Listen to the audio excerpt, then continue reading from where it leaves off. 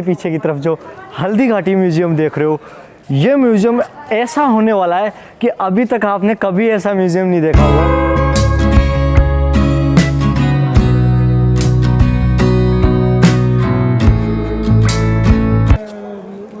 यहाँ पर एक शो स्टार्ट हो रहा है हल्दी घाटी म्यूजियम में, वो शो मैं आपको दिखाने जा रहा हूँ, तो आ जाओ गाइस मेरे साथ में। तो गाइस फाइनली हम शो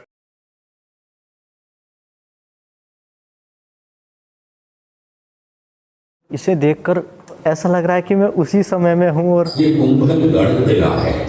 इस किले का प्राचीन नाम मच्छिंद्रगढ़ है। इस किले का निर्माण महाराणा कुंभा ने करवाया था। इस किले के अंदर 9 मई 1540 ईस्वी में महाराणा प्रताप का जन्म हुआ था। इस किले की ऊंचाई समुद्र तल से 3568 फीट की है। इस किले की दीवार 36 किलोमीटर तक फैली हुई है। इस दीवार का नाम ग्रेट वॉल ऑफ चाइना के बाद द्वितीय पायदान पर दर्ज है। इस किले के अंदर 360 प्राचीन मंदिर हैं। उन मंदिरों में से जग प्रसिद्ध महादेव का मंदिर सबसे प्राचीन है। कुंभलगढ़ किला यहाँ से 65 किलोमीटर की दूरी पर है। कृपया अब आप सब पीछे की तरफ देखिए। मेवाड़ की प्राचीन राजधानी चित्तौड़गढ़ का है। इसी किले के अंदर महाराणा प्रताप का बचपन बीता था।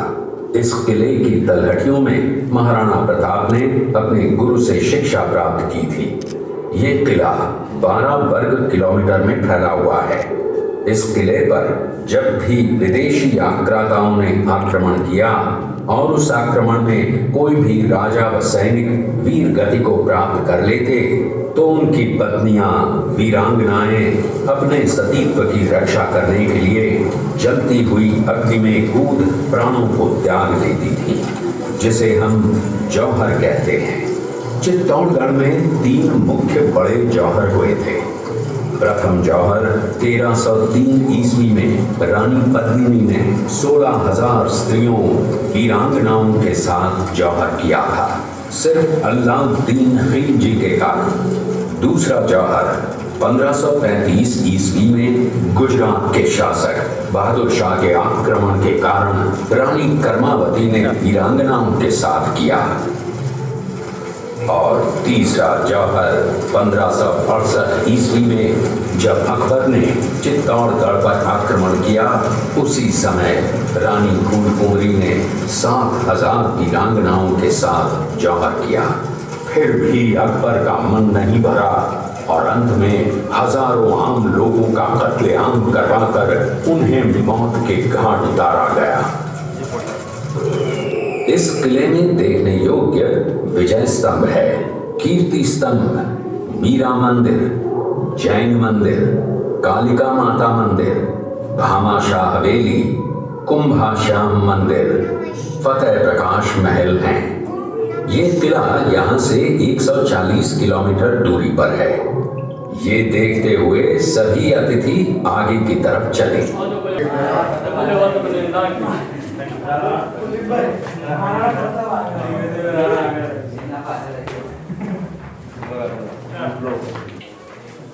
ये शेरपुर गांव का दृश्य है। अब्दुल रहीम खान खाना अजमेर का सूबेदार था। जब वो शेरपुर पहुंचा तब इसका पता कुंवर अमर सिंह को चला, जो महाराणा प्रताप के पुत्र थे। अमर सिंह ने शेरपुर छावनी पर अचानक आक्रमण कर दिया। उस आक्रमण में मुगल सेना में भगदड़ मच गई। मुगल सेना को अपनी छावनियों को छोड़कर भागना पड़ा। छावनियों के अंदर से लूटा हुआ माल व अब्दुल रहीम खान खाना, जिसकी बेगम आनी खान को बंदी बनाकर महाराणा प्रताप के सामने पेश किया गया। तब अमर सिंह पर महाराणा प्रताप क्रोधित हुए और कहा, जहां से इस नारी को बंदी बनाकर लाए हो, इसे पुनः ससम्मान लौटा कर आओ। महाराणा प्रताप ने कहा, हमें नारी से कोई दुश्मनी नहीं है, हमें तो देश विद्रोहियों से दुश्मनी है, जिन्होंने चारों तरफ आतंक फैलाया है। महाराणा प्रताप के आदेश का पालन करते हुए कुंवर अमर सिंह ने उस मुगल नारी को ससम्मान छावनी तक पहुंचाया। इस प्रकार महाराणा प्रताप ने अपने क्षत्रिय राजपूत धर्म का पालन किया और पराई स्त्रियों को मां, बेटी और बहन का दर्जा दिया। ये है महाराणा प्रताप का चरित्र और नैतिक उदारता का परिचय। ये आगे की तरफ। आप लोगों ने चित्तौड़गढ़ का दृश्य देखा। उसी किले के अंदर की ये घटना है।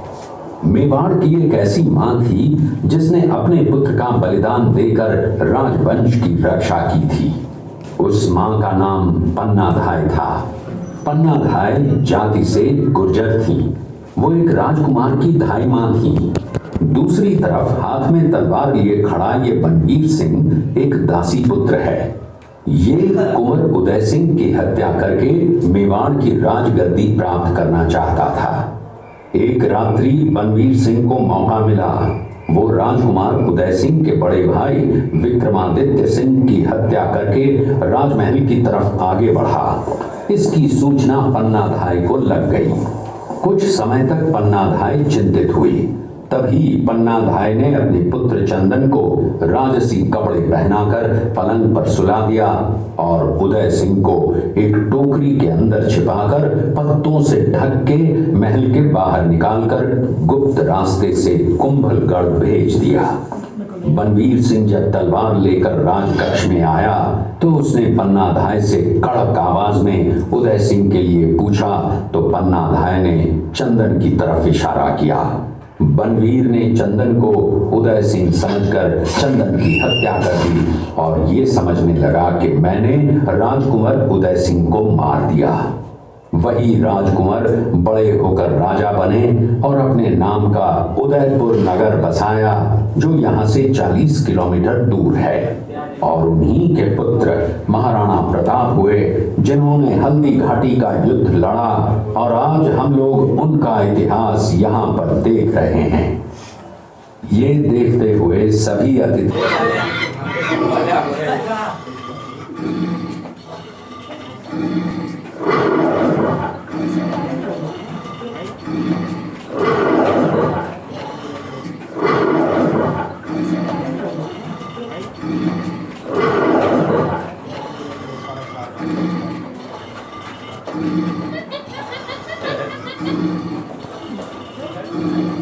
ये घटना महाराणा प्रताप की वीरता को दर्शाती है।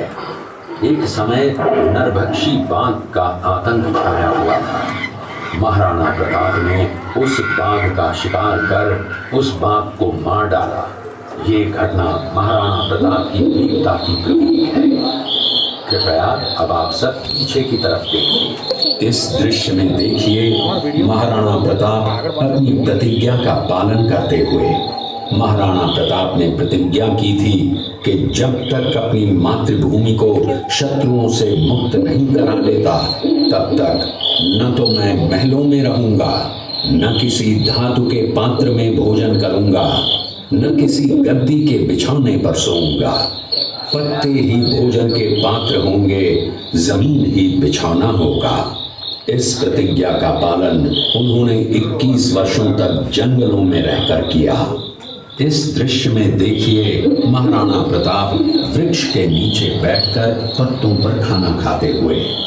इसी कारण हम आज भी महाराणा प्रताप को श्रद्धा व सम्मान से याद करते हुए देशभक्ति की प्रेरणा प्राप्त करते हैं।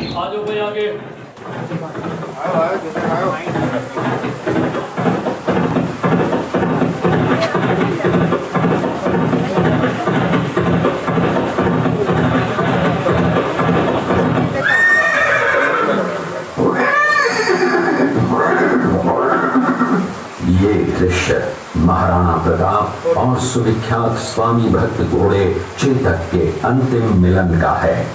हल्दी घाटी युद्ध के बाद चेतक घोड़े ने 22 फीट के एक बरसाती नाले को पार किया। ये उसी समय का दृश्य है। पास में खड़े महाराणा प्रताप के छोटे भाई शक्ति सिंह हैं, जो पहले मुगल सेना में थे। बाद में वो महाराणा प्रताप की तरफ आए, माफी मांगी और अपना घोड़ा महाराणा प्रताप को दिया। ये देखते हुए सभी अतिथि आगे की तरफ चले।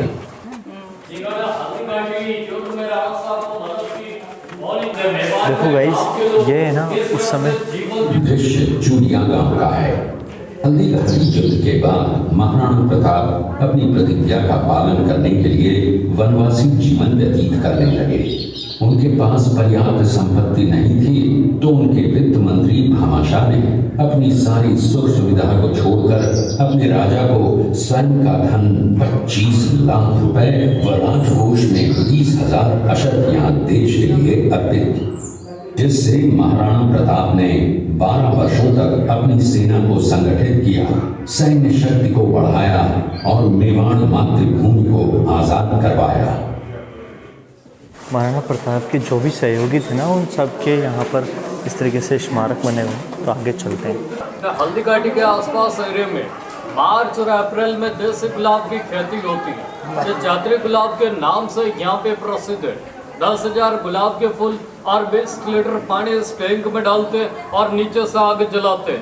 जब वो पानी गर्म होता है, उस गर्म पानी के भाप से हमारे यहाँ पे गुलाब जल और गुलाब शरबत बनाते हैं, जो आँखों में, मिठाई में, मेकअप में, पूजा में काम होता है।